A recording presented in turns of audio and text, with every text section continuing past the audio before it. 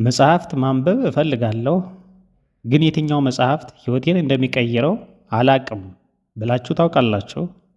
ወይስ ደግሞ 100 መጽሐፍትን ከማንበብ የአንዱን መጽሐፍ ቁም ነገር ብረዳ ይሻለኛል ትላላችሁ? አንድ ጥያቄ ልጠይቃችሁ። በአሁኑ ሰዓት በዓለም ላይ ያሉ ቢሊዮነሮች፣ ስኬታማ መሪዎች እና ደስተኛ ሰዎች በጋራ የሚያነቧቸው መጽሐፍት የትኞቹ ናቸው? ዛሬ በዚህ ቪዲዮ በዓለም አቀፍ ደረጃ በቢሊዮን የሚቆጠሩ ሰዎችን ሕይወት የቀየሩ ወደ አማርኛ ተተርጉመው በየመጽሐፍት መሸጫው የሚገኙ 3 ታላላቅ መጽሐፍትን ማጠቃለያ ይዤላችሁ መጥቻለሁ።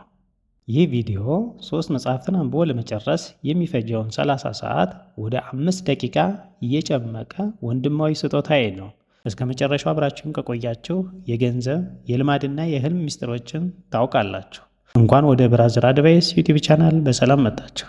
የመጀመሪያው መጽሐፍ በሮበርት ኪዮሳኪ የተጻፈው ሪች ዳድ ፑር ዳድ፣ ሀብታም አባት ድሃ አባት ወይም የሀብታምነት ጥበብ የሚለው ነው።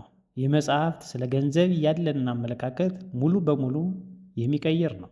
ዋናው ሚስጥር ሀብታሞች ለገንዘብ አይሰሩም፣ ገንዘብ ለነሱ እንዲሰራ ያደርጋሉ እንጂ። ብዙዎቻችን ቤት ወይም መኪና ስንገዛ ንብረት የገዛን ይመስለናል። መጽሐፉ ግን ከኪሳቸው ገንዘብ የሚያወጣ ነገር ሁሉ ዕዳ ነው ይለናል።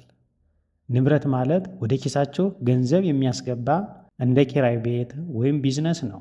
ድሃ የሚያደርገን የገንዘብ ማነስ ሳይሆን የገንዘብ እውቀት ፋይናንሻል ሊትሬሲ ማጣት ነው። ይህን መጽሐፍ ስታነቡ ትምህርት ቤት ያልተማራችሁትን የገንዘብ ሕግ ትረዳላችሁ። የመጀመሪያው መጽሐፍት በሮበርት ኪዮሳኪ የተጻፈው ሪች ዳድ ፑር ዳድ፣ ሀብታም አባት ድሃ አባት ወይም የሀብታምነት ጥበብ የሚለው ነው። ይህ መጽሐፍ ስለ ገንዘብ ያለንን አመለካከት ሙሉ በሙሉ የሚቀይር ነው። ዋናው ሚስጥር ወይም ቁም ነገር ሀብታሞች ለገንዘብ አይሰሩም፣ ገንዘብ ለነሱ እንዲሰራ ያደርጋሉ እንጂ። ብዙዎቻችን ቤት ወይም መኪና ስንገዛ ንብረት የገዛን ይመስለናል። መጽሐፉ ግን ከኪሳችሁ ገንዘብ የሚያወጣ ነገር ሁሉ ዕዳ ነው ይለናል። ንብረት ማለት ወደ ኪስ ገንዘብ የሚያስገባ እንደ ኪራይ ቤት ወይም ቢዝነስ ነው። ድሃ የሚያደርገን የገንዘብ ማነስ ሳይሆን የገንዘብ እውቀት ወይም ፋይናንሻል ሊትሬሲ ማጣት ነው። ይህን መጽሐፍ ስታነቡ ትምህርት ቤት ያልተማራችሁትን የገንዘብ ሕግ ትረዳላችሁ። ሁለተኛው የምናየው መጽሐፍ በጄምስ ክሊር የተጻፈው አቶሚክ ሃቢት፣ የልማድ አስደናቂ ኃይል ወይም ጥቃቅን ልምዶች የሚለው ነው። ይህ መጽሐፍት ሕይወታችንን የሚቀይሩት ትላልቅ ውሳኔዎች ሳይሆኑ ትንንሽ የዕለት ከዕለት ልምዶች መሆናቸውን ያስረዳናል። በየቀኑ በ1% ብቻ ራስህን ለማሻሻል ብትሞክር በአንድ ዓመት መጨረሻ ላይ ከነበርክበት 37 እጥፍ የተሻልክ ሰው ትሆናለህ። መጥፎ ልማድን ለማቆም መታገል ሳይሆን መጥፎ ልማድን የሚያስታውስና አካባቢ መቀየር ይቀላል። ለምሳሌ ስልክ ማየት ማቆም ከፈለግ ሌላ ክፍል ውስጥ ማስቀመጥ። ትልቅ ግብ ከማውጣት ይልቅ ያንን ግብ የሚያሳካ ስርዓት ወይም ሲስተም መዘርጋት ይሻላል። ሁለተኛ የምናየው መጽሐፍ በጄምስ ክሊር የተጻፈው አቶሚክ ሃቢት፣ የልማድ አስደናቂ ኃይል ወይም ጥቃቅን ልምዶች የሚለው ነው። ይህ መጽሐፍት ሕይወታችንን የሚቀይሩት ትላልቅ ውሳኔዎች ሳይሆኑ ትንንሽ የዕለት ከዕለት ልምዶች መሆናቸውን ያስተምረናል። በየቀኑ በ1% ብቻ ራስን ለማሻሻል ብትሞክር በአንድ ዓመት መጨረሻ ላይ ከነበርክበት 37 እጥፍ የተሻልክ ሰው ትሆናለህ። መጥፎ ልማድን ለማቆም መታገል ሳይሆን መጥፎ ልማዱን የሚያስታውሱና አካባቢ መቀየር ይቀላል።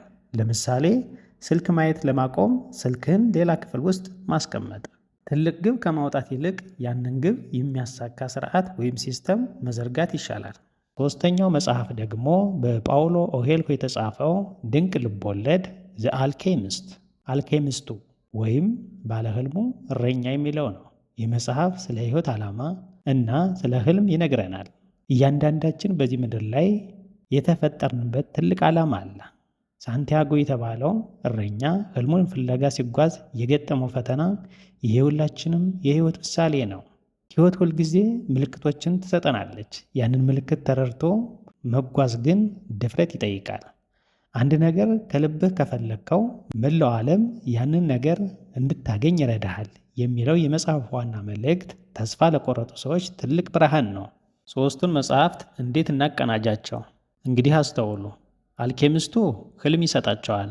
አቶሚክ ሀቢት ደግሞ ያንን ህልም የምታሳኩበት ልምድ ይገነባላቸዋል። ሀብታም አባት ድሃ አባት ደግሞ በጉዟቸው ላይ የሚረዳቸውን የገንዘብ ነፃነት ያስተምራቸዋል። ወንድሞቼ መጽሐፍ ማንበብ ማለት የሌላ ሰውን የ50 ዓመት ልምድ በ5 ሰዓት ውስጥ መውሰድ ማለት ነው። ዛሬ የነገርኳቸው 3 መጽሐፍት በአማርኛ ተተርጉመው በየመጽሐፍት መሸጫው መደብር አሉ። ከዛሬ ጀምራችሁ እነዚህን እርምጃዎችም ውሰዱ። በመጀመሪያ ከነዚህ 3 መጽሐፍት ውስጥ አንዱን መርጣችሁ ዛሬውኑ ግዙና ማንበብ ጀምሩ። የትኛውን መጽሐፍት መጀመሪያ ማንበብ እንደምትፈልጉ ኮሜንት ላይ ጻፉልኝ።